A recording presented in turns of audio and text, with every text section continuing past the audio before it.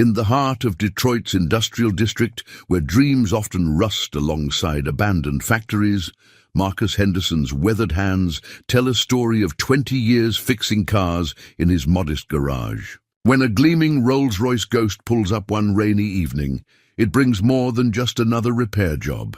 The owner, Victoria Chase, CEO of Chase Innovations, has already consulted 5 specialists, each claiming the engine problem is unfixable. But Marcus sees something they missed.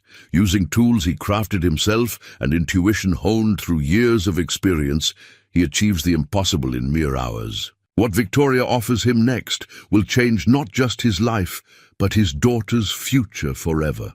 But can a man who spent his life keeping others' dreams running dare to chase his own? Before we jump back in, tell us where you're tuning in from. And if this story touches you, make sure you're subscribed, because tomorrow I've saved something extra special for you. The socket wrench felt different in Marcus's hands than most tools, heavier, more personal. He'd fashioned it himself from scrap metal during the lean months after Emily passed, when even basic equipment was a luxury he couldn't afford. The metal reflected the dim light of dawn as he finished tightening the last bolt on Mrs. Rodriguez's ancient Corolla. "Dad?" Sarah's voice echoed from the apartment stairwell above the garage. "Did you forget about breakfast again?" Marcus smiled, setting down the wrench. His 12-year-old daughter stood at the top of the stairs, arms crossed, looking so much like her mother it made his heart ache. She wore the navy blue uniform of Detroit Charter Academy, a scholarship he'd fought tooth and nail to secure. For her, "Just finishing up, sweetheart. Mrs. Rodriguez needs her car for work this morning." "Mrs. Rodriguez needs her car every morning," Sarah said, descending the stairs with the quiet grace that seemed beyond her years. "But you need breakfast. Mom always said, a mechanic runs on food, not fumes." They finished together, sharing a bittersweet smile. The kitchen above the garage was small but tidy, with homework papers neatly stacked on one end of the scratched formica table. Sarah had already set out 2 bowls of cereal and a pot of coffee that smelled better than anything this side of heaven. "Bills came," she said quietly, nodding toward a stack of envelopes by the toaster. The red "Final Notice" stamp on the top. One made Marcus's stomach clench. "Nothing to worry about, baby girl. Johnson's Mercury comes in this afternoon. That'll cover the electric. And I've got 3 oil changes scheduled before noon." Sarah nodded, but her eyes held that old soul wisdom that had emerged after her mother's passing. "I saw you counting the grocery money twice last night." Marcus reached across the table, squeezing her hand. "Hey now, that's my job to worry about, not yours. You focus on maintaining that 4.0 average. How's that science project coming along, Mrs.? Peters says mine's the best in class." Pride crept into her voice. "I used your old engine parts to demonstrate mechanical energy conversion. Jimmy tried to say I cheated because my dad's a mechanic, but Mrs. Peters told him understanding comes from living with something, not just reading about it." The pride in her voice warmed Marcus more than the coffee. He'd dropped out of college when Emily got sick. But Sarah had her mother's brains and her father's determination. She was going to break the cycle, go further than either of them had dreamed possible.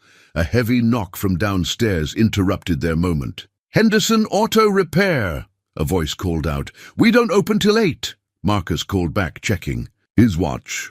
7:15 a.m. "Emergency, please, my cab. I've got airport runs scheduled." Marcus sighed, meeting Sarah's understanding gaze. "Go," she said, gathering the dishes. "I'll catch the early bus." "You sure? I can drive you." "Dad," that tone again, so like her mother's. "Go fix the taxi. I've got this." He kissed her forehead, grabbed his thermos, and headed downstairs, the weight of responsibility settling familiar on his shoulders. The socket wrench went into his pocket, his lucky charm, his reminder of harder times survived. The day stretched ahead.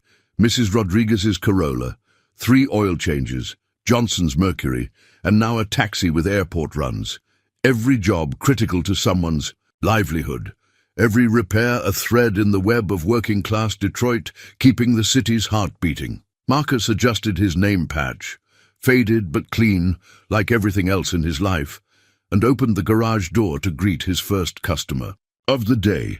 The taxi driver's anxious face reminded him of his own, all those mornings rushing to make school drop-off when Emily was too sick to drive. "Let's take a look," he said, patting his pocket where the homemade wrench rested. "Tell me when the trouble started." Behind him, he heard Sarah leaving through the side door, her footsteps quick and sure. His daughter, walking into her future, with the same quiet determination that had kept him going all these years.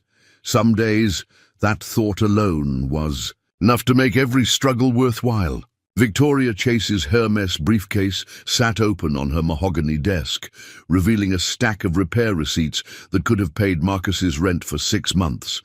She rubbed her temples, scanning the latest diagnosis from the Rolls-Royce dealership. Engine, fault untraceable, recommend full replacement. "Ms. Chase," her assistant James hovered in the doorway. "I may have found someone." Victoria didn't look up. "If you're about to suggest another overpriced specialist—" "Actually, he's not a specialist. At least not in the conventional sense." James placed a worn business card on her desk. The simple text read, "Henderson Auto Repair, we fix what others can't. A neighborhood mechanic." Victoria's perfectly manicured nail tapped the card. "For a $500,000 car? He has a reputation in the community. I heard about him. From my uncle's friend. Apparently, he rebuilt a '67 Mustang's entire electrical system using modified parts he fabricated himself. The owner had tried 3 classic car specialists before him." Victoria lifted an eyebrow. In 15 years of running Chase Innovations, she'd learned to trust her instincts about people. James wasn't one to make frivolous suggestions. "Tell me more." "He's been operating that garage for 20 years. Solo operation. People say he has a gift for diagnosing problems others miss. Doesn't advertise, doesn't have a website, works purely on word of mouth." Victoria glanced at her car through the office window, its sleek silver form catching the afternoon light. 6 weeks of failed diagnostics had cost her more than money. It had cost her time, her independence, her peace of mind. The Ghost wasn't just transportation, it was the first major purchase she'd made after taking over the company, a symbol of everything she'd accomplished. "Make the call," she said finally. "But James, don't mention who I am. I want to see how he handles this without the pressure of knowing he's working for Chase Innovations." James nodded, already dialing. Victoria returned to her paperwork, half listening. To the conversation. "Good afternoon, is this Mr. Henderson?" "Yes, we have a Rolls-Royce Ghost with an engine problem. I understand you're booked, but—" "No, the dealership couldn't fix it. 5 other shops have tried. Please, it would mean a lot to my employer." Victoria watched James's expression shift from concern to relief. "Tomorrow evening?" "Yes, that would be perfect. Thank you, Mr. Henderson. We'll see you then." "Well?" Victoria asked as he ended the call. "He was reluctant at first, said he's not equipped for luxury vehicles. But when I mentioned that 5 other shops failed," James smiled. Something changed in his voice, like the challenge interested him more than the potential payment. Victoria nodded slowly, closing her briefcase. That told her more about Marcus Henderson than any professional recommendation could have. In her experience, the best engineers weren't motivated by money or prestige, they were driven by the pure satisfaction of solving what others couldn't. "One more thing," James added. "He insisted on doing the work at his own garage, said something about needing his tools and setup." Victoria glanced again at the stack of useless repair receipts from prestigious shops with gleaming facilities and state-of-the-art equipment. "Fine. Sometimes the best craftsmen prefer their own workshops. Send a driver to take the car over tomorrow evening." "You're not going yourself?" "No." Victoria smiled slightly. "But I'll be there shortly after. I want to see how Mr. Henderson approaches this when he thinks he's just dealing with another client's car." She picked up his business card again, studying the simple text. 20 years in the same neighborhood garage, solving problems others couldn't. There was something appealing about that kind of consistency, that quiet confidence. In a world of flashy startups and overnight successes, she'd learned to appreciate people who built their reputations slowly, brick by brick, repair by repair. James, make sure all my evening meetings tomorrow are moved. I have a feeling this is going to be interesting. Marcus was closing up for the day when the Rolls-Royce Ghost rolled silently into his garage, its silver paint catching the last rays of sunset. Even dormant, the vehicle radiated elegance, a machine so far removed from his usual clientele that he felt a moment of doubt. But then he saw it, a subtle irregularity in the engine's idle, barely perceptible but telling. "Beautiful machine," he said to the driver, who handed him the keys with a practiced formality. "How long has the misfire been happening?" The driver blinked. You can tell that just from watching it idle. Marcus didn't respond, already opening the hood with a reverence earned through decades of experience. The 675-litre V12 engine was a masterpiece of engineering, but somewhere beneath its polished surface lurked a flaw that had stumped 5 specialist shops. He was reaching for his diagnostic notebook when the click of heels on concrete announced, "Another arrival." A woman in a tailored charcoal suit stood in the doorway, her posture suggesting someone accustomed to commanding rooms much larger than his garage. "Mr. Henderson, I'm Victoria Chase. It's my car you're looking at." Marcus wiped his hands before shaking hers, noting the firm grip, the assessing intelligence in her eyes. "Most owners send their cars with drivers, especially to a place like this. I prefer to understand things firsthand." She glanced around his garage, not with the disdain he'd expected, but with genuine curiosity. "Tell me what you see." Instead of answering immediately, Marcus pulled his creeper stool over to the engine. The familiar action transported him back 25 years to the community college automotive program where Emily had first caught his eye. She'd been the only woman in the class, determined to prove herself in a male-dominated field. That same determination now radiated from Victoria Chase. "The misfire's irregular," he said, making notes in his worn leather notebook. "Most shops probably focused on the obvious suspects, fuel injectors, spark plugs, coil packs, but the pattern's wrong for those." Victoria moved closer, her interest evident. "Explain." "In a V12 this sophisticated, everything's interconnected.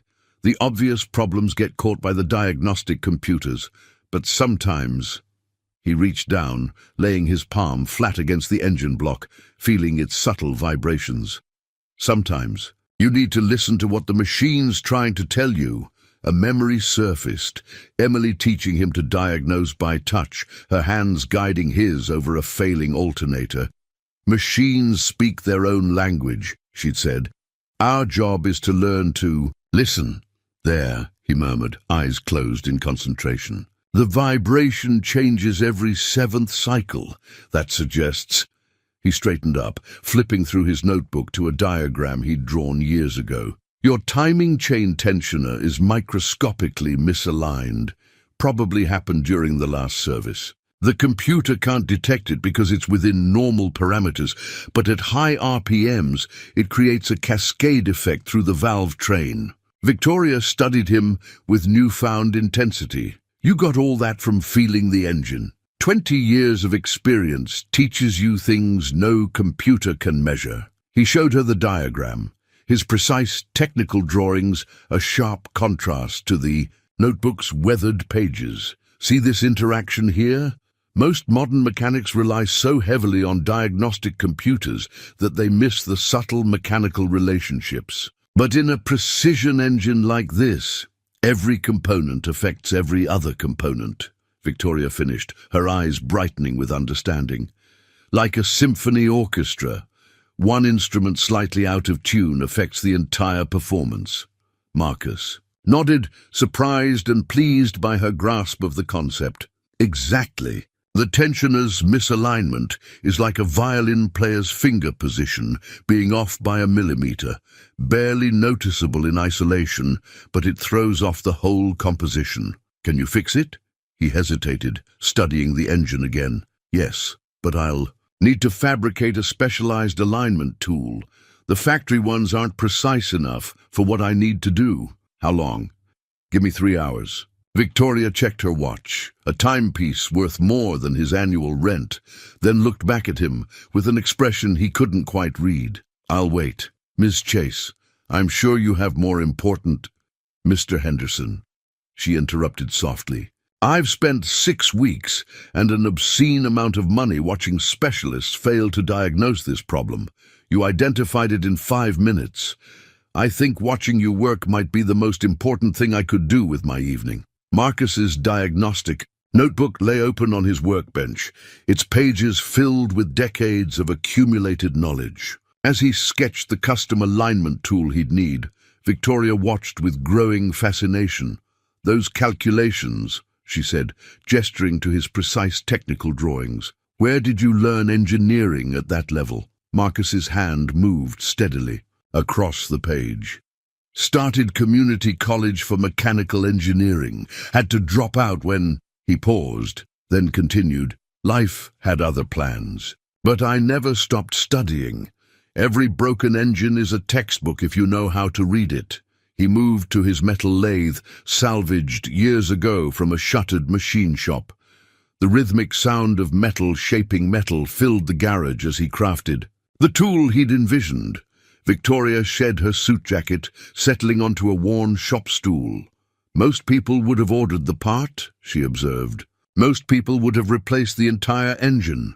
He tested the tool's edge, making minute adjustments. Sometimes the best solution isn't the most expensive one. A comfortable silence fell, broken only by the precise sounds of craftsmanship. Marcus felt Victoria's gaze following his movements as he returned to the engine, his newly crafted tool fitting perfectly into the space he'd identified. There, he murmured, more to himself than his audience. Feel how the vibrations changed? His hands moved with surgical precision, making microscopic adjustments. The tensioners realigning. Listen. Victoria stepped closer, her expression intent. The engine's subtle dissonance resolved into perfect mechanical harmony. It's like tuning a piano, she said softly. Marcus smiled, remembering Sarah's recent school concert. Funny you should say that. My daughter plays violin. She talks about finding the perfect pitch by ear, not just by electronic tuner. Same principle here. You have to trust your senses as much as your instruments. He made one final adjustment, then stepped back. Start her up. Victoria pressed the ignition. The V12 engine came to life with a purr so smooth it was almost inaudible. Her face lit up with an unguarded joy that transformed her entire bearing. Incredible, she breathed, listening to the engine's perfect rhythm. Simply incredible. Marcus began cleaning his tools, the familiar routine grounding him after the intense focus of the repair. I'll write up your invoice. How long have you been running this garage, Mr. Henderson? The question caught him off guard. 20 years next month. Started right after. He gestured vaguely to a faded photograph on the wall, himself and Emily on opening day, their smiles bright with promise. Victoria studied the photo, then turned back to him with an intensity that made him straighten unconsciously. And in those 20 years, how many impossible problems have you solved? I just fix what's broken, Miss Chase. No, she shook her head. You do much more than that. You see patterns others miss. You understand machines on an intuitive level. And you've been doing it all from this garage, with homemade tools and self-taught engineering. Marcus felt suddenly exposed, as if she were seeing past his careful defenses to something he'd buried long ago. Dreams of engineering school, of designing rather than just repairing, of building something larger than himself. What I see, Victoria continued, her voice measured but charged with purpose, is wasted potential, not in your work. Your work is brilliant, but in its scope, you could be doing so much more. He thought of Sarah's college brochures, of the bills piling up, of the dreams he'd set aside. Maybe, but this garage puts food on the table, keeps my daughter in a good school. Sometimes that's enough. Victoria's eyes softened with understanding. And if I told you it doesn't have to be enough, that there might be a way to do both, to keep providing for your daughter and to finally use your full potential. Before Marcus I could respond, his phone buzzed. Sarah's text read, "Don't forget to eat dinner, Dad. There's leftover lasagna upstairs." Victoria noticed his small smile. "Your daughter? She takes care of me as much as I take care of her." He pocketed the phone, suddenly aware of how late it had grown. "Miss Chase, whatever you're thinking, sleep on it," she interrupted, reaching for her briefcase. "Think about what you could do with proper resources, a real engineering team, and the chance to solve more than one impossible problem at a time. Think about what that could mean for your daughter's future." She placed her business card on his workbench. "Call me tomorrow after you've had time to consider what I'm really offering here." The Chase Innovations business card felt impossibly heavy in Marcus's pocket the next morning. He'd stayed up late researching the company, a leader in sustainable engineering solutions with patents in everything from electric vehicle technology to renewable energy systems. The kind of place he'd dreamed of working before life took its detours. His phone rang just after 9. "Mr. Henderson? James Morton, Ms. Chase's assistant. She'd like to meet with you this afternoon to discuss a business opportunity." "Would 2 o'clock suit?" Marcus glanced at his appointment book. 3 oil changes, a brake job, Mr. Peterson's radiator. "I have customers scheduled." Ms. Chase anticipated that.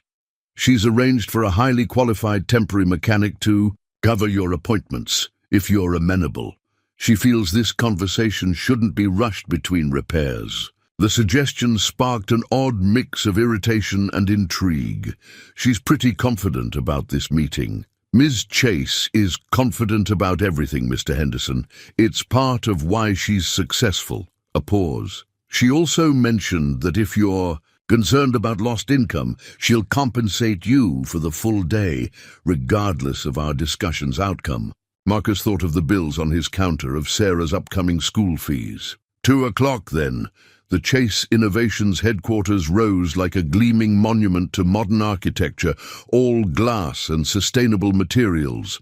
Marcus parked his weathered pickup between sleek luxury vehicles, straightened his cleanest work shirt, and tried not to feel like an imposter as he approached the reception desk.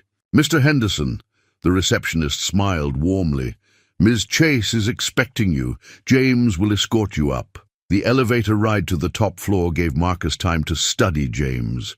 Young, impeccably dressed, radiating quiet efficiency. "Ms. Chase was impressed by your work last night," James offered.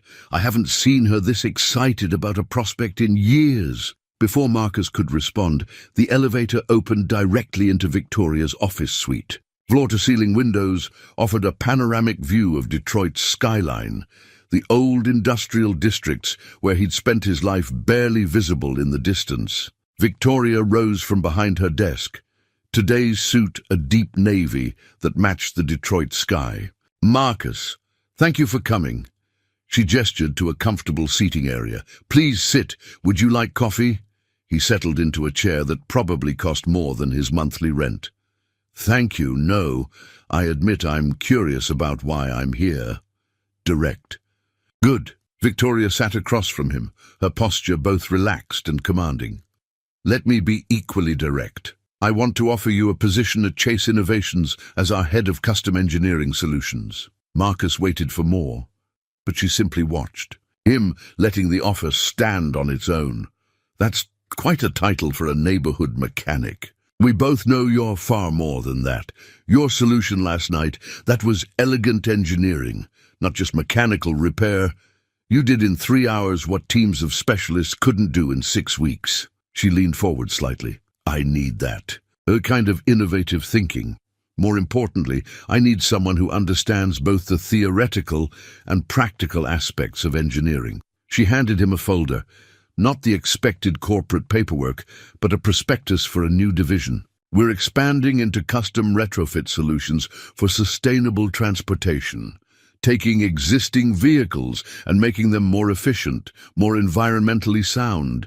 It's not just about electric conversions, it's about finding creative ways to bridge the gap between old technology and new possibilities." Marcus opened the folder, his engineer's mind already seeing the potential. You want to make green technology accessible to regular people? Exactly. Not everyone can buy a new Tesla. But what if we could help traditional mechanics upgrade their customers' existing vehicles? Create standardized but adaptable solutions for common models. Her eyes lit with genuine passion.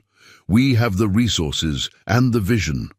What we need is someone who understands both the engineering challenges and the real-world implementation. The salary figure on the proposal made Marcus's breath catch, but it was the technical specifications that truly captured his attention. This was engineering at its most practical and innovative, exactly the kind of work he'd dreamed of doing. There's more, Victoria continued softly. The position includes comprehensive benefits, including full college coverage for dependents. Sarah's face flashed in his mind. You've done your research. I make it my business to understand what matters to potential partners. She met his gaze directly.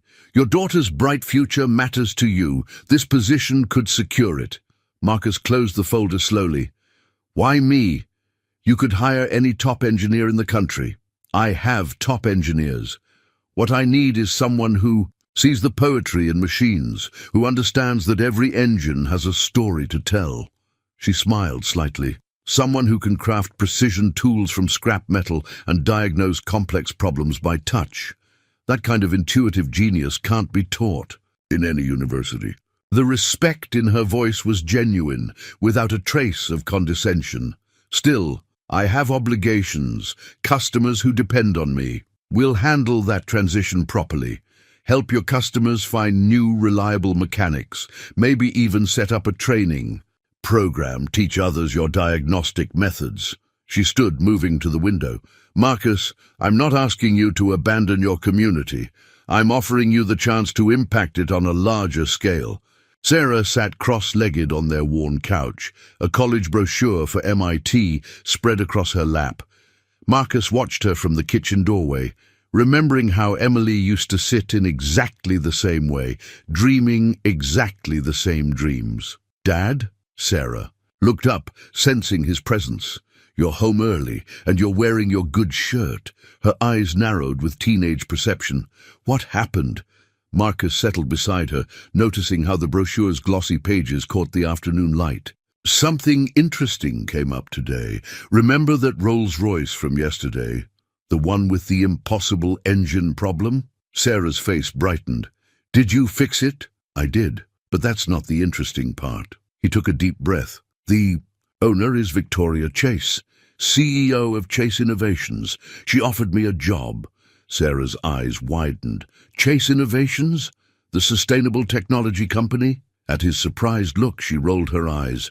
Dad, I do pay attention in science class. They're revolutionizing green energy integration. What kind of job? Head of Custom Engineering Solutions. The title still felt foreign on his tongue. Running a new division focused on retrofitting older vehicles with sustainable technology, full benefits, including, he tapped the MIT brochure, complete college coverage for dependents. Sarah went very still, her fingers tightening on the brochure's edges. Any college you can get into, he smiled softly, which, knowing you, means anywhere you want. Tears welled in her eyes, but she blinked them back with characteristic determination. What about the garage? Your customers? Mrs. Rodriguez's ancient Corolla. Trust his daughter to think of others first. Miss Chase suggested setting up a training program, helping our customers transition to other reliable mechanics. Maybe even teaching them some of what I know. Mom would have loved that. Sarah's voice was quiet. She always said you should be teaching, sharing what you know. The mention of Emily squeezed Marcus's heart. He reached for the small photo album. They kept on the coffee table, opening it to their favorite picture. Emily in her mechanic's overalls, pregnant with Sarah, beaming in front of their newly opened garage. She had such big dreams for us, Sarah continued, tracing her mother's smile through the plastic sleeve. Remember how she used to talk about you designing engines someday, not just fixing them? She's the one who taught me to feel the engines. to understand their rhythms. Marcus's voice roughened with memory. Said machines speak their own language, and the best engineers are the ones who learn to listen. Sarah leaned against his shoulder, a gesture that reminded him she wasn't quite grown up yet, despite her maturity. Are you scared? The question caught him off guard. What makes you ask that? Because I am a little. Change is scary, even good change. She straightened up, meeting his eyes with Emily's direct gaze. But Mum also used to say that sometimes the scariest choices are the most important ones. Marcus wrapped an arm around her shoulders, marveling at how his daughter had grown into such a wise young woman. When did you get so insightful? Must be those good genes you and Mom gave me. She picked up the MIT brochure again, this time with new purpose. You know what this means, right? You'll have to help me with calculus. No more claiming you're too rusty. He laughed, feeling something tight in his chest begin to loosen. Deal, though I might need to brush up myself. Ms. Chase mentioned their engineering department is pretty advanced. We can study together. Sarah's eyes sparkled with enthusiasm. And maybe I could intern there someday, learn about sustainable engineering firsthand. The hope in her voice made every doubt about this decision fade away. This wasn't just about him anymore. It never had been. It was about giving Sarah the chances Emily had dreamed of, about honoring his late wife's belief in his potential. First things first, he said, pulling out Victoria's business card. I need to make a phone call. You sure about this, baby girl? It'll mean big changes. New school, new neighborhood. Sarah stood, gathering her college brochures with careful reverence. Dad, you've spent my whole life making sure I could reach for my dreams. Maybe it's time you reached for yours too. She kissed his cheek. I'll start dinner while you call. And Dad, tell Miss Chase yes. The weight of the new apartment keys in Marcus's pocket felt strange as he stepped into the Chase Innovations lobby on Monday morning. The security guard, who'd eyed his pickup truck skeptically just minutes before, now straightened respectfully. At the sight of his employee badge, "Good morning, Mr. Henderson. Ms. Chase asked me to tell you she's arranged a welcome breakfast in the engineering conference room. 10th floor. The elevator doors opened onto a scene from another world, floor to ceiling. Windows turned Detroit's morning light into an ethereal glow across spotless workstations. Dozens of screens displayed complex technical renderings, while engineers in casual business were huddled around 3D printers and prototype displays. James appeared at his elbow. Welcome to the engineering division, Marcus. Ready to meet team. His team. The words still felt surreal, like someone else's life he'd accidentally stepped into. They passed workstations where conversations about thermal efficiency algorithms and regenerative braking systems drifted through the air. Marcus understood every technical term, but the corporate packaging felt foreign. The conference room held about 20 people, all trying to look casual while obviously studying their new boss. Victoria stood at the head of the table, commanding. Attention without effort. Everyone, this is Marcus Henderson, our new head of custom engineering solutions. Her smile held genuine warmth. Marcus brings something unique to our team.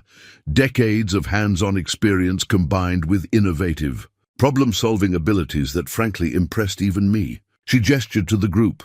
Your core team, Dr. Sarah Chen, lead systems engineer, Mike Rodriguez, Sustainability Specialist, Dr. James Park, Electrical Systems, and Lisa Martinez, Project Manager. Each nodded in turn, their expressions ranging.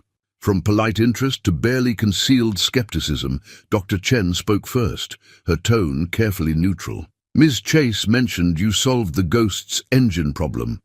Would you mind walking us through your diagnostic process? Marcus recognized the question for what it was, a test. He moved to the whiteboard, picking up a marker with the same confidence he'd pick up a wrench. The interesting thing about complex engine systems is how they mirror natural harmonic patterns. For the next 10 minutes, he outlined his analysis, sketching diagrams and explaining the interconnected nature of mechanical systems. The room's atmosphere shifted subtly as he spoke, professional skepticism giving way to genuine interest. Dr. Park leaned forward. That's essentially chaos theory applied to mechanical systems. You developed this methodology yourself? Through practice and observation, yes. Marcus capped the marker. Every machine has its own rhythm, its own language. Sometimes the most sophisticated problems require us to simply listen more carefully. Lisa Martinez was making rapid notes. This could revolutionize our diagnostic protocols for the retrofit program. Instead of replacing entire systems, we could identify and upgrade specific components for maximum efficiency. Victoria's smile widened slightly. Exactly why Marcus is here. She turned to him. Your office is ready. James will show you the setup, then Lisa will brief you on our current projects. The office stopped Marcus in his tracks. Floor-to-ceiling windows overlooked the city, his old neighborhood visible in the distance. A state-of-the-art computer system dominated one wall, while another held a sophisticated engineering workstation. But what caught his eye was the display case mounted prominently near his desk. Your tools, Victoria explained, joining him. James mentioned you might want to keep them close. His homemade socket wrench sat in the center, carefully mounted and spotlit like a museum piece. Around it, space waited for other tools, other innovations. A reminder, she continued softly, of where innovation really comes from. Not always from the fanciest labs or the most expensive equipment. Marcus touched the glass gently. Thank you. Get settled in. Lisa will be by in an hour with the project files. Victoria paused at the door. Oh, and Marcus? The previous engineering. Director's parking spot is yours now. No more leaving that pickup in visitor parking. Alone in his office, Marcus took a deep breath. Through the windows he could just make out the industrial district where his garage stood. Yesterday he and Sarah had finished moving into their new apartment. A beautiful two-bedroom unit in a secure building, closer to her school and his work. She'd spent hours arranging her books in her new room, planning space for future engineering. Texts with characteristic optimism. His phone buzzed with a text from her. First day, remember what Mom always said about new beginnings. Marcus smiled, remembering Emily's words. Every challenge is just a problem waiting for the right tool to solve it. He turned to his computer, where dozens of unread emails already awaited his attention. Time to learn some new tools, some new rhythms. Time to prove that Victoria's faith in him wasn't misplaced. The socket wrench caught the morning light, casting a familiar shadow across his modern desk. Old wisdom meeting new opportunities. Maybe that's what innovation really meant, building bridges between what was and what could be. The blueprint spread across Marcus's desk represented a month of work, his first major project for Chase Innovations. The challenge, develop a universal retrofit system that could convert older commercial trucks to hybrid power without requiring complete engine replacement. 5 engineering teams had already failed. The board wanted results in 2 weeks. Dr. Chen stood at his office window, arms crossed. The thermal management issues alone are solvable, Marcus interrupted, tracing a line on the blueprint. We're thinking about this wrong. Everyone's trying to adapt modern hybrid systems to old engines, but what if we let the old engines teach us something new? He pulled up the 3D modeling software he'd finally mastered. His initial drawings had been on paper, but he'd learned to translate his ideas into the digital language his team understood. Look at the way these older engines handle heat distribution. They're inefficient, yes, but that inefficiency creates patterns we can use. Dr. Chen leaned closer, her skepticism giving way to curiosity. You want to use the existing heat signature as part of the solution? Exactly. Marcus highlighted specific components in the model. Instead of fighting the engine's natural rhythm, we work with it. Create a hybrid system that harvests the waste heat these engines already produce. It's not about perfect efficiency. It's about finding the sweet spot between old and new technology. Lisa Martinez knocked and entered, tablet in hand. The board meeting's been moved up. They want to see our progress tomorrow morning. Marcus felt the weight of his team's eyes. In the past month, he'd earned their professional respect, but this project would make or break their trust. Get everyone in the main lab. We're going to need all night. Hours blurred together as they refined the design. Marcus moved between workstations, his garage-honed instincts translating complex problems into practical solutions. Dr. Park's electrical systems integrated smoothly with Rodriguez's sustainability modifications. Each team member contributed their expertise, but Marcus's intuitive understanding of engines kept everything grounded in real-world application. At midnight, Sarah texted, "Made dinner. It's in the fridge. Don't forget to eat like Mom always." "Reminded you," he smiled, remembering Emily's late nights at the garage, her determination to finish every repair properly. That same spirit filled the lab now, as his team pushed toward their goal. Dawn found them tired but triumphant. The final design was elegantly simple, a hybrid conversion system that could adapt to multiple engine types, using existing mechanical patterns to enhance rather than replace. The prototype simulation results exceeded all expectations. "It's brilliant," Dr. Chen admitted, reviewing the data. "Completely unorthodox but brilliant. The board will want to know how you conceived this approach." Marcus touched his old socket. Wrench, now a permanent fixture on his desk. Sometimes the best innovations come from listening to what's already working, even if it's working imperfectly. Every broken engine taught me something. This is just applying those lessons on a larger scale. The boardroom felt charged with anticipation as Marcus presented. Victoria sat at the head of the table, her expression carefully neutral. He'd insisted on making the presentation himself. His team had earned that right. "The Henderson method," he began, naming the technique after Emily's old diagnostic approach. "Instead of forcing new technology onto old systems, we adapt to existing mechanical patterns.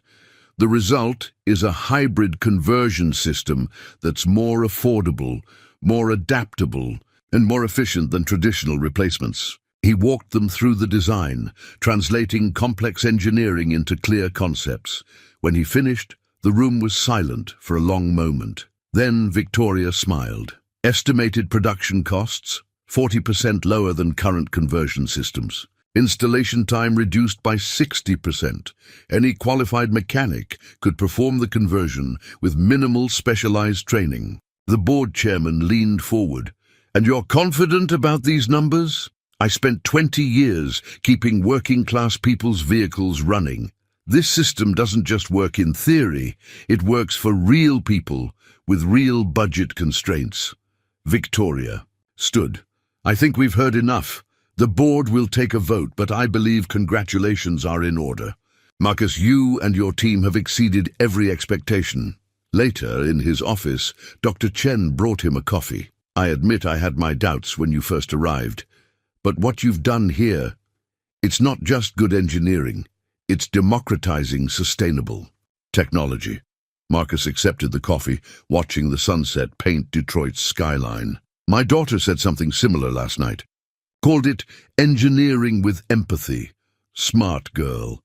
"Yes, she is," he smiled, thinking of Sarah's college applications spread across their new dining table. "She wants to intern here next summer, you know. Says she wants to learn engineering from both books and experience." Like father, like daughter, Dr. Chen raised her cup in a toast. "To the Henderson method. May it teach all of us to listen a little more carefully to the wisdom hiding in unexpected places." The new family photo on Marcus's desk captured a moment of transition. Sarah in her debate team uniform, beaming beside him at the Chase Innovations charity gala.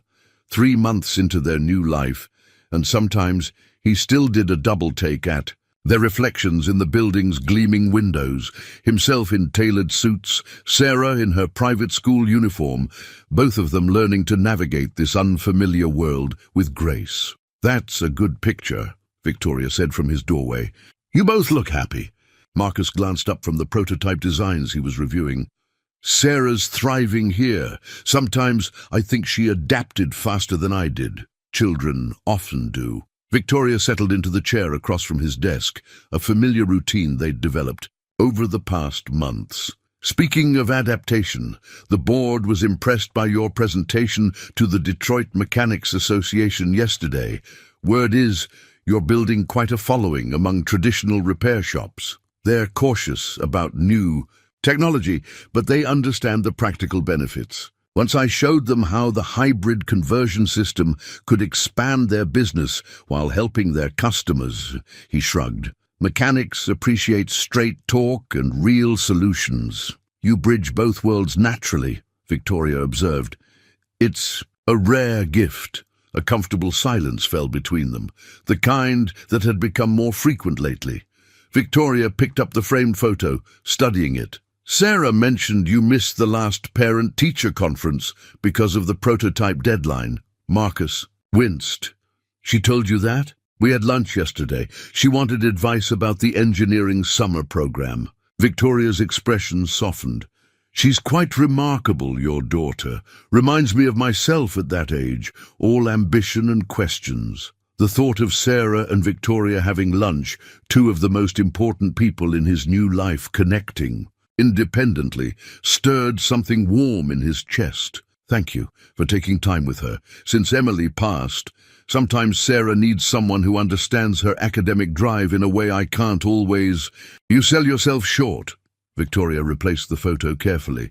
Sarah talks about you constantly, how you help her with calculus, how proud she is of your work here, but she also worries you're working too hard, trying to prove yourself.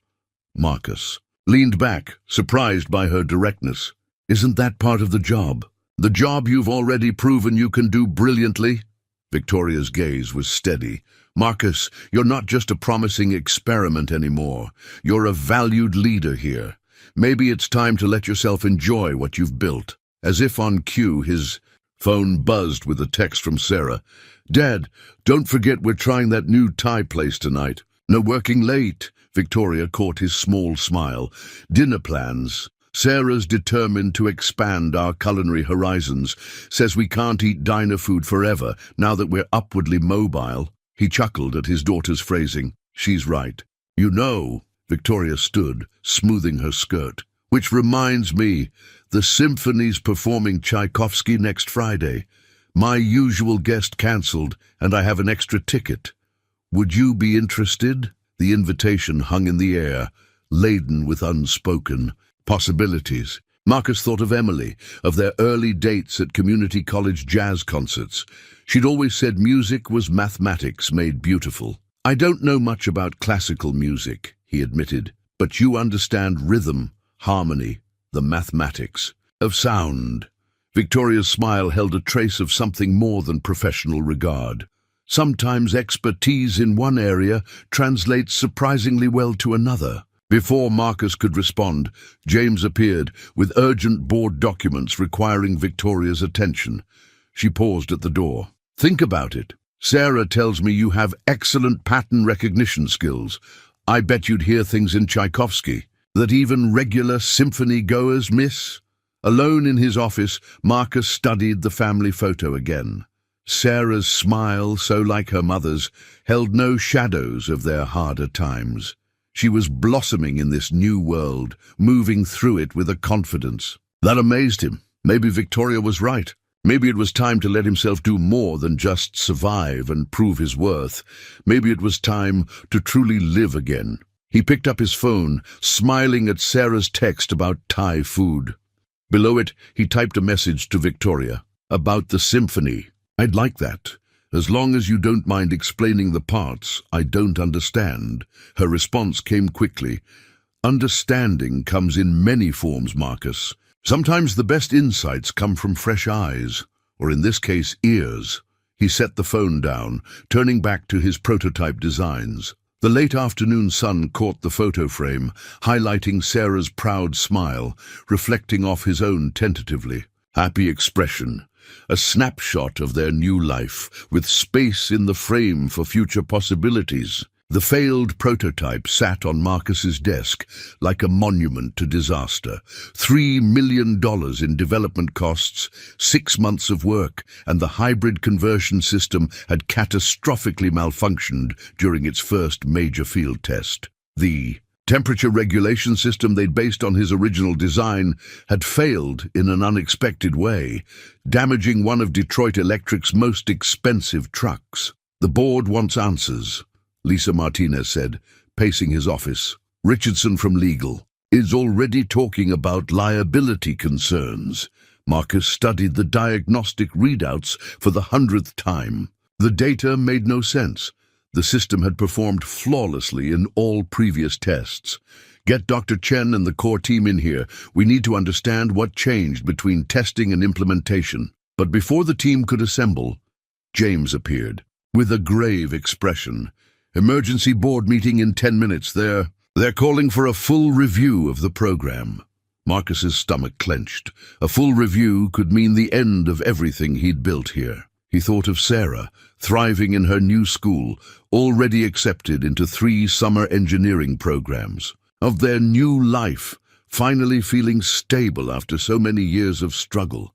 The boardroom felt arctic as he entered. Victoria sat at the head of the table, her expression carefully neutral. Board member Richardson, a silver-haired man with cold eyes, stood at the display screen, showing photos of the damaged truck. $3 million.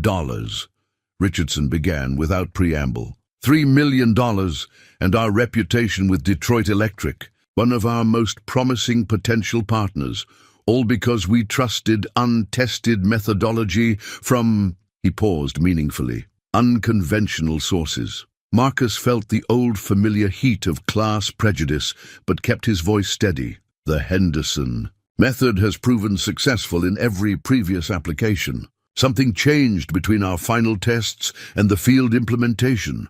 Yes, Richardson's smile was sharp. Something changed. Or perhaps something was overlooked because we were too busy celebrating our innovative approach to proper engineering. "Protocols." Victoria's voice cut through the tension. "If you have specific concerns about the methodology, Richardson, state them directly." "Gladly." He turned to the board. "We fast-tracked this project based on Mr. Henderson's unique experience. But perhaps there's a reason traditional engineering paths exist.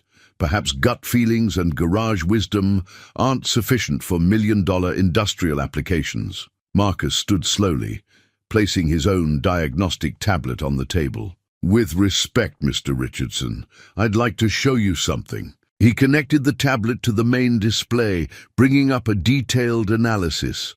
"This is the thermal signature data from every test we ran, compared to the field test results." The room fell silent as he walked them through the numbers. "The pattern. Deviation doesn't match any normal system degradation. These readings suggest external interference, something actively disrupting the temperature regulation protocols." Dr. Chen, who had slipped into the room, moved closer to study the data. "He's right. These variations, they're not random failures. This looks like sabotage," Marcus finished quietly. "Someone modified the control software between our final test and the field implementation, changed just enough parameters to make the system fail under load." The room erupted in murmurs. Victoria's eyes narrowed. "That's a serious accusation." "It's not an accusation. It's an observation backed by data."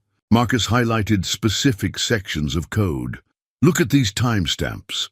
The changes were made the night before the field test, using high-level access credentials." Richardson's face had gone pale. Marcus continued, his voice level. "Now, I may be just a garage mechanic who got lucky, but I learned a long time ago that engines don't lie. Data doesn't lie. Someone wanted this project to fail." Victoria stood. "James, contact IT security immediately. I want a full audit of all access logs. Dr. Chen, verify Mr. Henderson's analysis independently." She turned to Richardson. "And I believe you have some explaining to do about your recent meetings with our competitors." The next hour passed in a blur of security teams and system audits.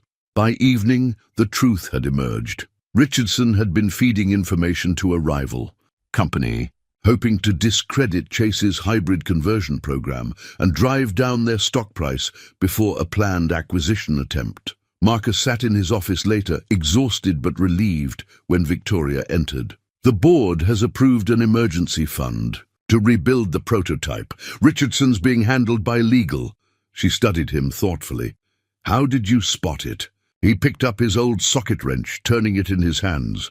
Something my late wife used to say, every machine has its own honest rhythm. When that rhythm changes, there's always a reason, always a story if you know how to read it. The board wanted me to tell you personally, your position here is more secure than ever. What you did today, you didn't just save a project, you protected this company. Marcus nodded, thinking of Sarah's text from earlier. Bad days don't last forever, Dad. Mom always said that, remember? Victoria, he said slowly, about the symphony on Friday. She smiled. I still have the tickets, if you're interested. I am? He returned the smile, feeling the weight of the day lifting. After all this, I think we both deserve to hear something beautiful. The yellowed newspaper clipping lay between them on Victoria's desk. Its headline faded, but still legible. Local waitress wins engineering scholarship. The photo showed a younger Victoria in a diner uniform, her smile fierce with determination. 1992, she said softly, watching Marcus study the article. I'd been working double shifts at my uncle's diner, taking community college classes between serving plates of meatloaf and endless cups of coffee. They'd returned from the symphony an hour ago, the strains of Tchaikovsky still echoing in their minds. Something about the music, about sitting together in the darkness, letting it wash over them, had broken down the last professional barriers. Between them, the regulars at the diner helped me study, Victoria continued, pouring them both a measure of aged scotch. Retired engineers, mechanics, factory workers, they'd quiz me on physics while I refilled their coffee. One of them nominated me for the scholarship. Marcus accepted the glass, recognizing the weight of trust in her sharing this. What made you keep this particular article? To remind myself where I came from. Everyone sees Chase Innovations now, the success, the influence, the polish. She touched the old newsprint gently. They don't see the waitress who learned calculus between taking orders, who wore second-hand clothes, to her first board meeting. The board doesn't know. Richardson and his crowd? No. She smiled wryly. They assume I came from money, that my confidence was born in private schools and Ivy Leagues. It's easier sometimes to let them believe that. But you recognize something in me, Marcus said quietly. That first night with the Rolls-Royce, I recognized myself. That same hunger to prove yourself, to use every scrap of knowledge and experience. She met his eyes. When you diagnosed that engine by touch, I saw every lesson I'd learned from those diner regulars, every bit of practical wisdom that fancy degrees can't teach. Marcus thought of Sarah, of her easy movement between worlds, debating quantum physics with her classmates one moment, helping him fix Mrs. Rodriguez's Corolla the next. We underestimate practical wisdom in this world, the kind that comes from doing, from failing, from figuring things out with whatever tools you have. Exactly why I wanted you here. Victoria leaned back, studying him over the rim of her glass. But I never thought I'd find someone who truly understands both worlds.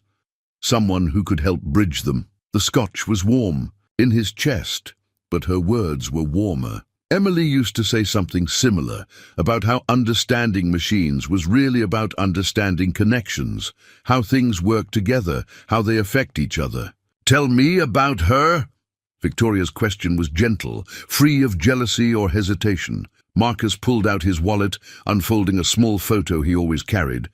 Emily in her mechanic's overalls, laughing as she taught their first automotive class.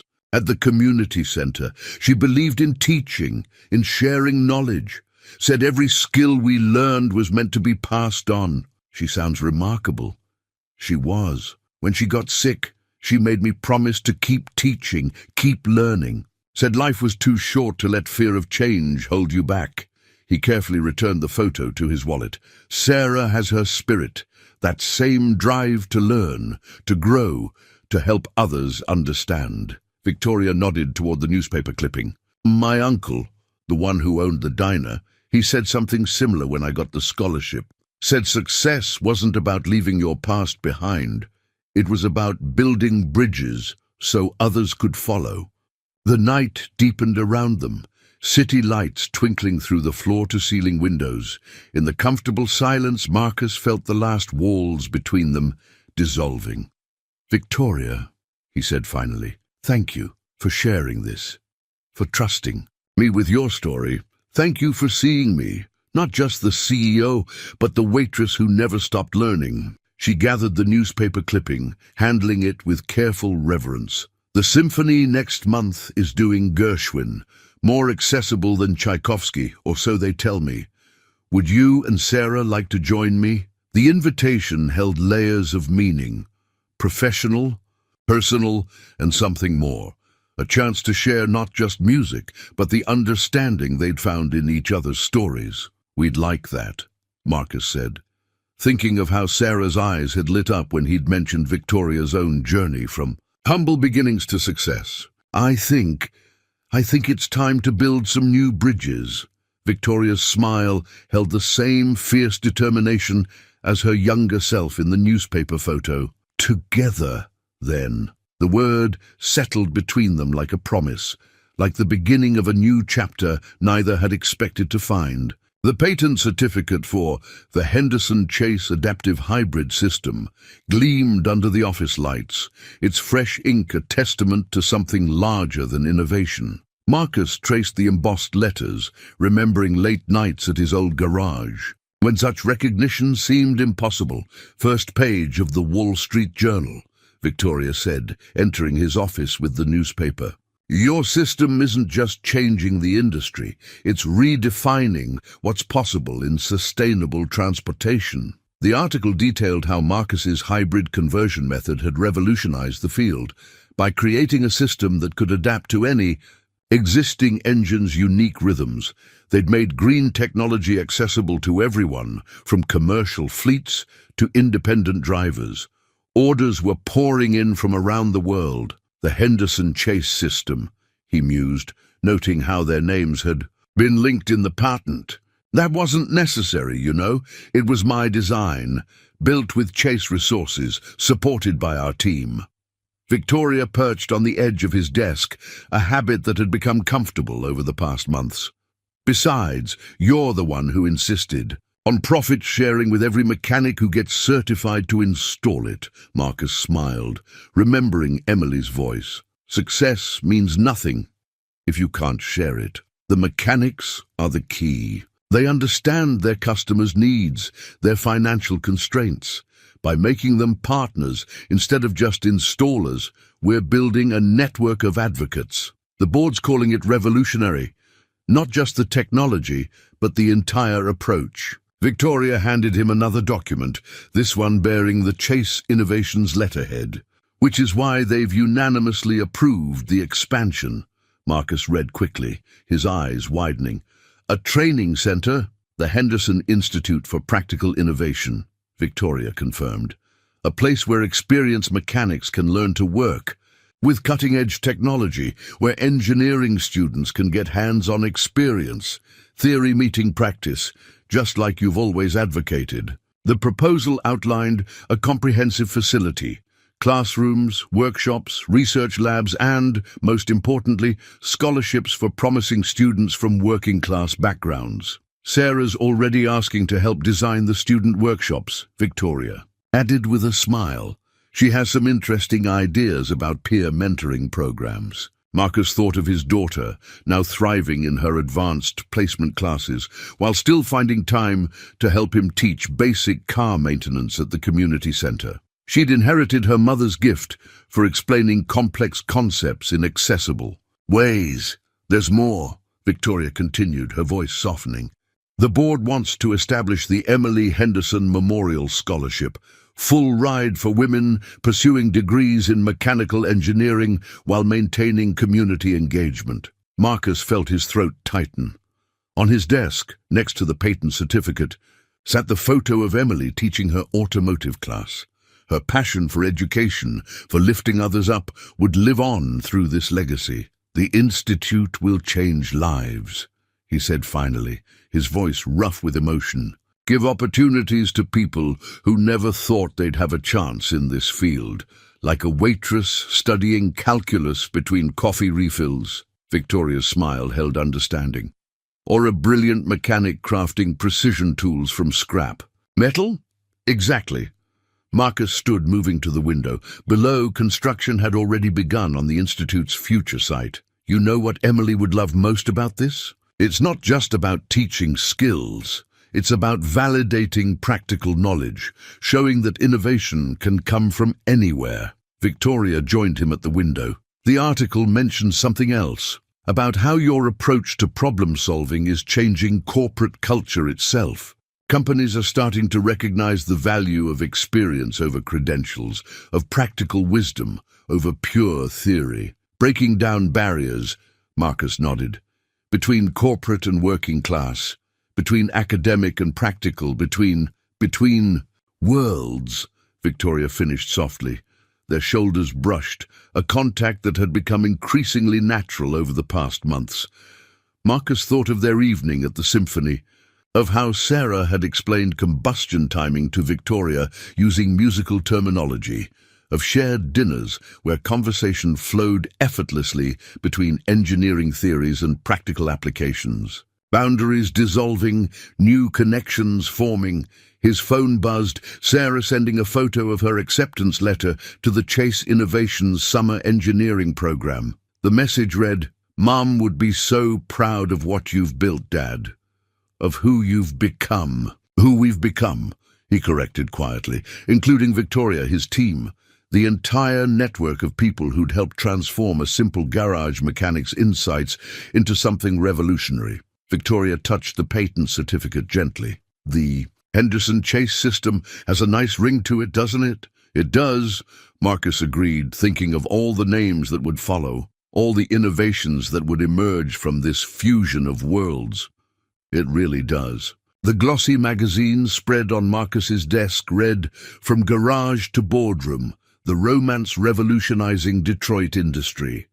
The photo showed him and Victoria at last week's charity gala, their heads close together as they discussed the Henderson Institute's plans with potential donors. The article spun their relationship into a modern Cinderella story, complete with speculations about the widowed mechanic who captured a CEO's heart. Sarah dropped her backpack in the office doorway. "My physics teacher asked if she should start addressing me as Miss Chase today."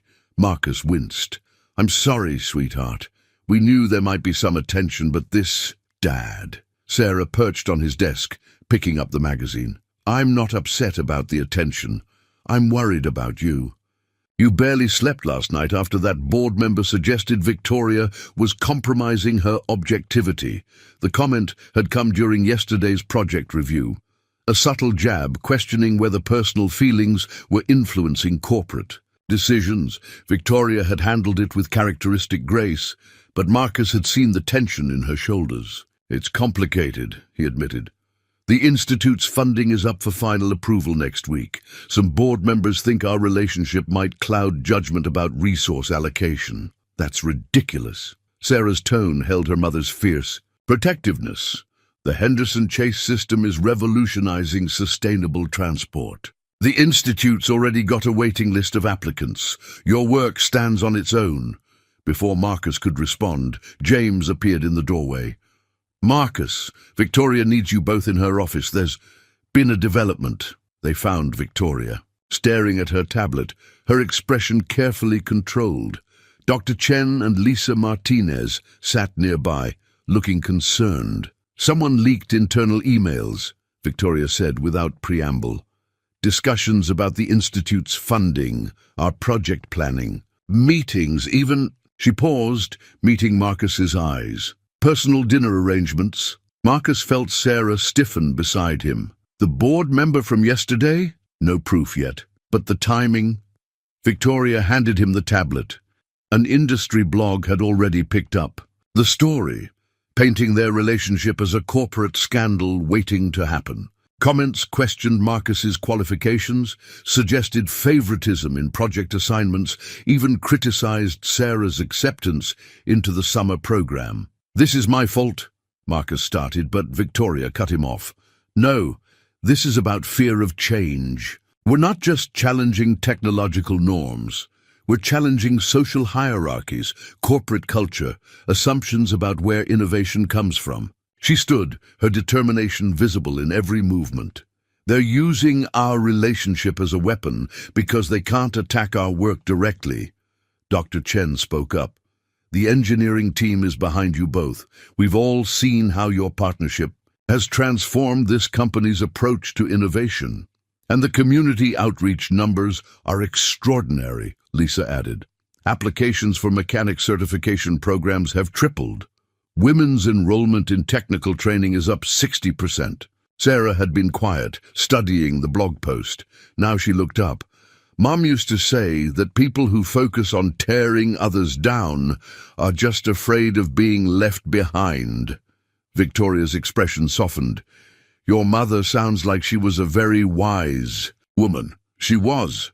Sarah straightened, her young face serious. "And she'd say, if they want to talk about you and Dad, give them something worth talking about. Show them what this partnership can really do." Marcus felt a surge of pride in his daughter's wisdom. "What are you thinking?" "Move up the institutes. Opening ceremony. Make it public, transparent. Show everyone how your different perspectives make the whole project stronger." Sarah's eyes lit with enthusiasm. "Let them see what happens when corporate resources meet practical innovation, when academic theory meets real-world experience." Victoria was already nodding. "She's right. Instead of hiding from the attention, we use it to highlight what we're really building here." She turned to Lisa. "How quickly can we organize a comprehensive presentation of the Institute's impact projections?" "Give me 48 hours, Lisa replied. "Dr. Chen's team has new data on the certification program's economic benefits." As the others began planning, Victoria moved to Marcus's side. "You've been quiet. Are you comfortable with this level of public scrutiny?" He thought of Emily, of her insistence that true change required courage, of their tiny garage that had grown into something revolutionary, of the woman beside him who shared his vision of breaking down barriers. 20 years ago," he said slowly, "I was a college dropout with a box of homemade tools and a dream of helping my community. Now we're building a future where someone like me can partner with someone like you, not just in business, but in life. That's worth any amount of scrutiny." Victoria's hand found his, their fingers intertwining naturally. Sarah watched them with approval, already sketching ideas for the ceremony in her notebook. "Besides," Marcus added with a smile, "if they're going to write about us anyway, let's give them the real story. Not about romance revolutionizing industry, but about how different worlds can come together to create something extraordinary." "The Henderson Chase way," Victoria agreed, squeezing his hand. "Breaking barriers, building bridges, and letting the results speak for themselves." 2 symphony tickets lay on Marcus's desk, beside Emily's old photograph. The Detroit Symphony Orchestra's performance of Gershwin's Rhapsody in Blue was tonight, and Victoria had left the tickets with a simple note. "When you're ready to talk about what's bothering you." She'd noticed, of course, how he'd grown quieter since the media attention began, how he'd started spending more time in his old garage after hours, tinkering with engines that didn't really need repair. The familiar rhythm of wrenches and metal helping him think. Sarah found him there now, sitting on his old creeper stool, surrounded by the ghosts of his former life. "I thought I'd find you here," she said, settling onto the workbench where she'd spent countless hours doing homework. Victoria called. "She's worried you're having second thoughts about everything." Marcus picked up his old socket wrench, its worn surface reflecting the afternoon light. "Not second thoughts, just trying to make sure I'm honoring your mother's memory properly." "Dad?" Sarah's voice held that gentle wisdom that reminded him so much of Emily. Mom wouldn't want you stuck in the past. She'd want you building something new. I know. It's just, he gestured to the garage around them. This place, what it represented, helping people who couldn't afford fancy dealers, teaching skills that could change lives. Sometimes I wonder if I've strayed too far from that mission. Sarah pulled out her tablet, opening a file he hadn't seen before. I've been working on something. A proposal for the Institute's community outreach program. She handed him the tablet, her eyes bright with purpose. The document outlined a comprehensive plan. Weekend workshops for low-income students, mobile diagnostic clinics for underserved neighborhoods, apprenticeship programs partnering experienced, mechanics with young innovators. At its heart was a vision of technology democratized, expertise shared, barriers broken. It's everything you and Mom believed in, Sarah said softly. Just on a larger scale. The Institute isn't about leaving this world behind. It's about expanding it, making it accessible to more people. Marcus studied the proposal, recognizing Emily's influence in every carefully considered detail. You've put a lot of thought into this, because I understand what you and Victoria are building. It's not just about hybrid systems or corporate success. It's about bridging worlds, just like you've always done. She took the tablet back, adding, just like you taught me to do. His phone buzzed, a text from Victoria. The music helps us hear the harmony in different rhythms. When you're ready to listen together. She gets it, you know, Sarah continued. Why you come back here, what this place means. She told me about her uncle's diner, how she still visits sometimes just to remember where she started. Marcus picked up the symphony tickets, remembering how Victoria had explained Tchaikovsky in terms of engine harmonics, making the music accessible through the language he understood, how she'd shared her own humble beginnings, not as a past, to escape, but as a foundation to build upon. Last week, Sarah said, one of my classmates made a snide comment about us being nouveau riche. Victoria overheard. Know what she did? Invited the whole class to tour the Institute's workshop, showed them how real innovation happens when different perspectives come together. Half of them signed up for the summer mentorship program. Marcus smiled, imagining Victoria in her elegant suit, explaining practical engineering principles to skeptical teenagers, breaking down barriers, building bridges, just as they'd done together. Mom would like her, Sarah said quietly. Not because she's successful or sophisticated, but because she understands what really matters. She sees you, all of you, not just the brilliant engineer or the former mechanic, but everything in between. Marcus looked at the symphony tickets again, then at Emily's photo. The woman he'd loved, who'd taught him to hear the music in machines, would want him to recognize the harmony in this new movement of his life. The Institute opens next month, he said thoughtfully. Your proposal, it's exactly what we need to show everyone what we're really building. And Victoria? She's been patient, giving me space to figure things out. He stood, pocketing the tickets. Maybe it's time to stop hiding in the past and fully embrace the future we're creating. Sarah hugged him fiercely. Mom would be proud. Dad, of all of it. Marcus held his daughter close, feeling the truth of her words. Emily had always believed in evolution, in growth, in the power of love to transform lives. She wouldn't want him clinging to shadows when light beckoned. The symphony starts at 8, Sarah said, pulling back with a smile. That gives you time to change and pick up flowers. Victoria likes lilies. I asked James. Marcus laughed, recognizing Emily's practical romanticism in their daughter. Any other advice? Just be honest. Tell her what you've been figuring out. And Dad? Sarah's eyes sparkled. When she explains Gershwin using engineering metaphors, marry her. The new Chase Innovations logo dominated the auditorium stage, a graceful fusion of gears and circuitry that Sarah had helped design, representing the marriage of practical wisdom and cutting-edge technology. Below it, Marcus stood at the podium, surveying the packed room at the Institute's opening ceremony. Board members mingled with mechanics in work shirts. Engineering students sat beside experienced technicians. Victoria stood stage left, radiant in a suit that matched the deep blue of the Institute's colors, the small lily pinned to her lapel, making him smile at the memory of their night at the Gershwin concert. The Henderson Institute for Practical Innovation, Marcus began, his voice steady with newfound confidence, isn't just a training center. It's a statement about where true innovation comes from, the intersection of experience and imagination, of practical wisdom and theoretical knowledge. He gestured to the demonstration areas where certified mechanics were showing visitors the Henderson Chase system. A year ago, I was fixing engines in a neighborhood garage. Today, we're revolutionizing how the world thinks about sustainable technology. But the most revolutionary thing we're doing isn't technical, it's social. Victoria moved to join him at the podium, their shoulders touching naturally. We're breaking down the barriers between corporate boardrooms and local repair shops, she continued, their voices harmonizing like they had in all their recent presentations.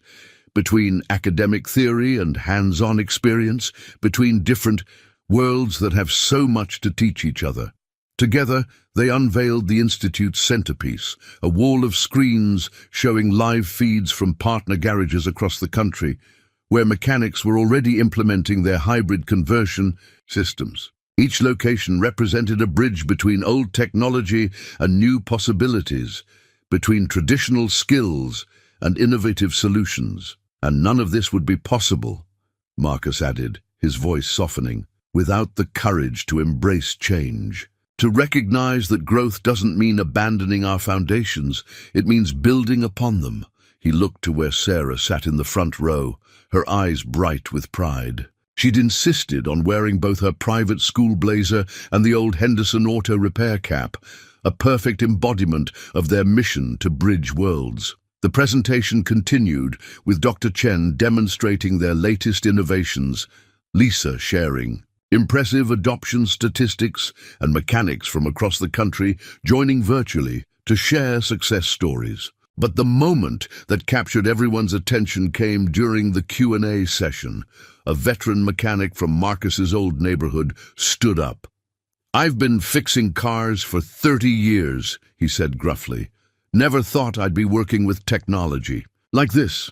But the way you've designed it, the way you teach it, it's like you respect what we already know. Just help us build on it." Victoria's hand found Marcus's as she replied, "That's exactly the point. Innovation isn't about replacing experience, it's about enhancing it. Every mechanic who masters this system brings their own wisdom to it, makes it better." Later, as the crowd mingled during the reception, Marcus found himself back at the podium, looking out over what they'd built. Sarah was demonstrating the training simulators to a group of fascinated board members. Dr. Chen and his old garage regulars were deep in discussion about practical applications of thermodynamic theory. Worlds merging, barriers dissolving. Victoria joined him, her heels clicking softly on the stage. "Penny for your thoughts?" "Just thinking about rhythm," he said, smiling at their private joke. Since that night at the Gershwin concert, they'd developed a language that blended their worlds. Engineering principles explained through musical terms, symphony performances understood through mechanical harmonics. The rhythm of progress. She matched his smile, understanding as always. "The rhythm of life," he corrected softly. "How sometimes the most beautiful music comes from unexpected combinations, like Gershwin mixing classical with jazz, or a CEO falling in love with a mechanic." Her eyes sparkled with memory of their conversation that night, when they'd finally acknowledged what was growing between them. Something like that. He turned to face her fully.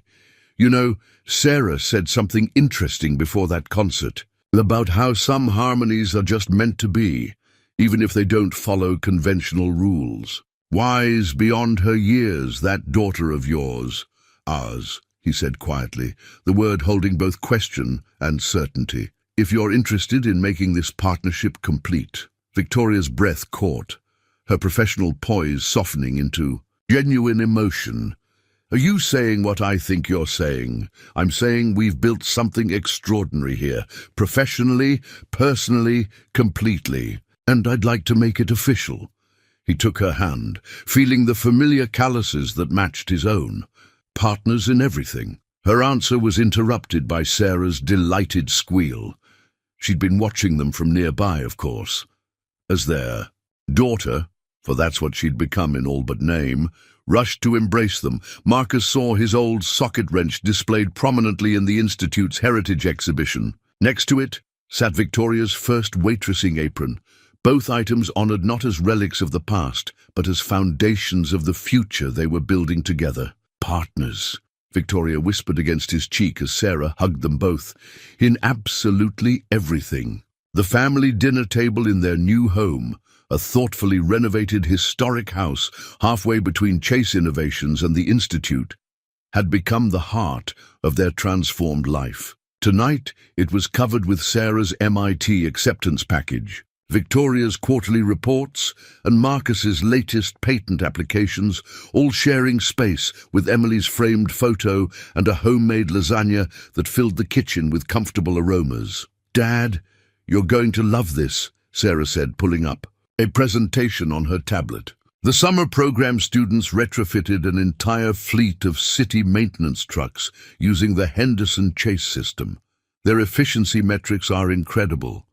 Marcus watched his daughter's animation with pride. In the year since the Institute's opening, she'd become its unofficial ambassador, bridging the gap between young engineering students and experienced mechanics with her unique blend of theoretical knowledge and practical understanding. The best part, Victoria added, serving another portion of lasagna, is that 3 of those students are children of mechanics who got certified through our program. Full circle. The Henderson Institute had exceeded every expectation.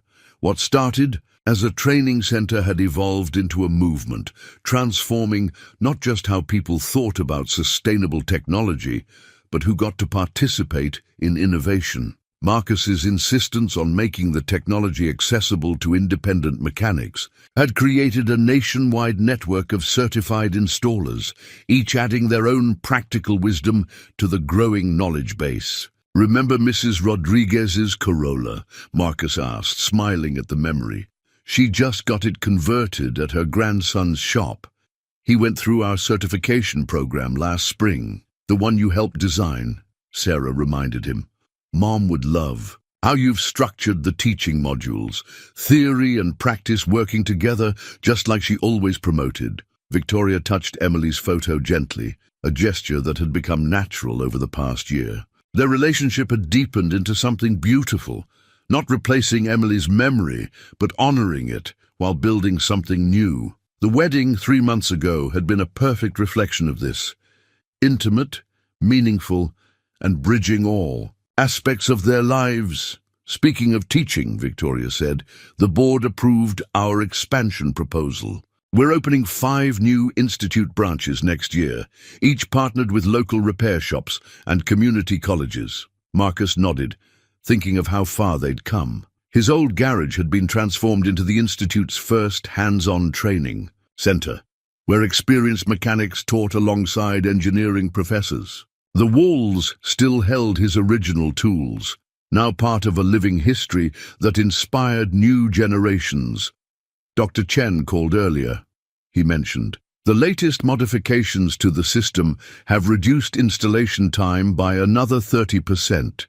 She says it's because we incorporated feedback from the certified mechanics, their practical experience improving the theoretical design. That's what makes our approach unique," Victoria agreed. "We're not just developing technology, we're developing a community of innovators. Every mechanic who masters the system becomes a potential teacher, every shop a potential research center." Sarah gathered the dinner dishes, moving with the easy familiarity of someone completely at home. "My physics teacher used our model as a case study today. How sustainable innovation needs to be economically sustainable too, making green technology accessible to everyone, not just those who can afford new electric vehicles." The evening settled into comfortable routine. Sarah working on her MIT preparation courses at one end of the table, Victoria reviewing quarterly projections, Marcus sketching ideas for their next innovation. The scene would have seemed impossible 2 years ago. A CEO, a former mechanic, and their academically gifted daughter sharing such easy domesticity. Oh, I almost forgot. Victoria looked up from her work. The Symphony Guild asked if we'd host their next fundraiser. They want to showcase how engineering and arts education can work together. Marcus smiled, remembering how their relationship had deepened through those early symphony dates, how Victoria had taught him to hear the mathematics in music while he showed her the music in machines. Now they regularly hosted events that brought together corporate leaders, artists, mechanics, and educators, breaking down barriers in every direction. We should invite that mechanic from Toledo, Sarah suggested, the one who used musical timing to perfect the hybrid conversion process. His video has gone viral in the engineering forums. Add him to the certification teacher program, Marcus agreed. That's exactly the kind of innovative thinking we want to encourage. Victoria reached for his hand across the table, her wedding ring catching the warm kitchen light. You've started something remarkable, you know. This isn't just about hybrid technology anymore. It's about hybrid thinking, bringing different worlds together to create something better than either could achieve alone. We started something remarkable, Marcus corrected gently, including both his wife and daughter in his gaze. All of us, together. Sarah closed her textbook, looking thoughtful. You know what Mom used to say about engines? That they're really just different parts, learning to work in harmony. Maybe that's what we're really doing here, helping different parts of society learn to work together. The wisdom in her words settled over the table like a blessing. Outside, the city lights twinkled, including the bright gleam of the institute where tomorrow would bring new students, new challenges, new opportunities to bridge worlds. Inside, in the warm kitchen that had become their heart, 3 people who had once inhabited different worlds sat together, planning futures and sharing dreams, their lives moving in perfect harmony. Marcus's old socket wrench held a place of honor in his new office at the Institute, displayed in a custom case alongside his first patent certificate. Every morning, he touched the glass briefly, a reminder of where he'd started and how far they'd all come. 2 years after the Institute's opening, its impact had exceeded even Victoria's ambitious projections. The Henderson Chase system had become the industry standard for sustainable vehicle conversion, but more importantly, it had transformed how innovation happened in Detroit and beyond. Today was especially significant. The Institute's first graduation ceremony combined with the launch of their nationwide apprenticeship program. Marcus stood at his office window, watching the graduates gathering below, mechanics in pressed work shirts, engineering students in formal attire, all wearing the Institute's deep blue stoles. Ready for the big speech? Victoria asked from the doorway, elegant as always, in a suit that matched the Institute's colors. Sarah's already in the auditorium, running final checks on the video feeds from our satellite locations. Their daughter had deferred her MIT enrollment for a year to help establish the Institute's student outreach program, bringing her unique perspective to its development. The decision had proved so successful that MIT had created a special joint study program, allowing her to split her time between formal education and practical innovation. Just thinking about Emily, Marcus admitted, adjusting his tie.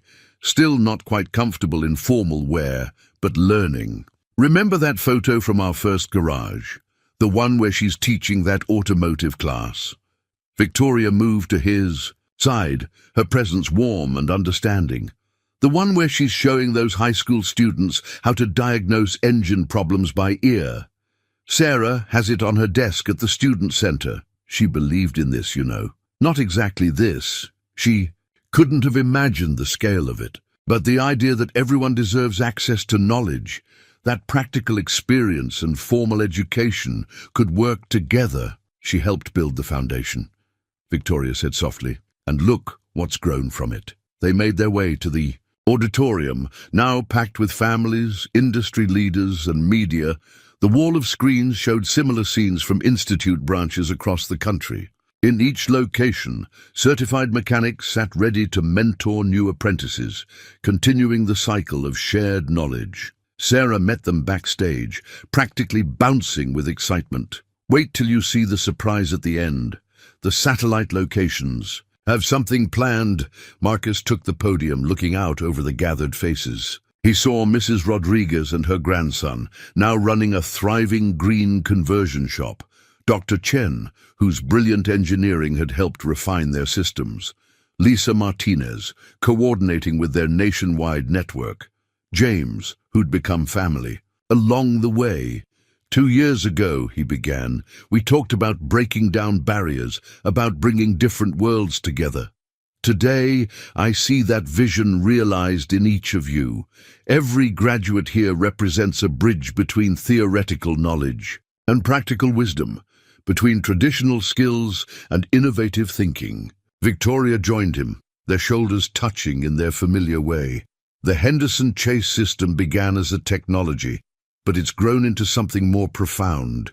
It's become a philosophy about how innovation really happens, not in isolated laboratories or exclusive boardrooms, but in the dynamic space where different perspectives meet. And that philosophy, Sarah added, stepping up to join them, is changing more than just how we think about technology. It's changing who gets to participate in shaping the future.